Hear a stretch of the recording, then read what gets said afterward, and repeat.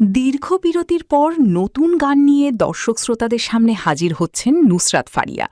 আসন্ন ঈদুল আজহাকে কেন্দ্র করে লোকে বলে শিরোনামের নতুন গান নিয়ে ফিরছেন তিনি। শুক্রবার রাতে সামাজিক যোগাযোগ মাধ্যমে একটি পোস্টের মাধ্যমে নতুন গানের খবরটি নিজেই নিশ্চিত করেন নুসরাত ফারিয়া।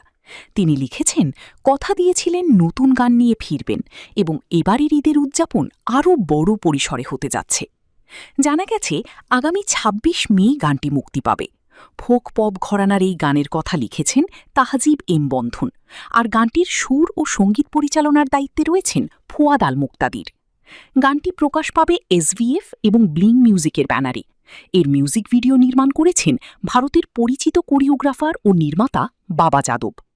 বিনোদন অঙ্গনে নুসরাত ফারিয়ার যাত্রা শুরু হয়েছিল মডেলিংয়ের মাধ্যমে। পরে উপস্থাপনা, নাটক ও চলচ্চিত্রে অভিনয়ের মধ্য দিয়ে তিনি নিজেকে প্রতিষ্ঠিত করেন। অভিনয়ের পাশাপাশি ২০১৮ সালে পটাকা গানের মাধ্যমে সঙ্গীতশিল্পী হিসেবেও আত্মপ্রকাশ করেন তিনি। লোকে বলে হতে যাচ্ছে নুসরাত ফারিয়ার গাওয়া পঞ্চম একক গান। বর্তমানে স্টেজ শো নিয়েও ব্যস্ত সময় পার করছেন তিনি। সম্প্রতি দুবাইয়ে একটি স্টেজ শোতে অংশ নিয়েছেন বলেও জানা গেছে।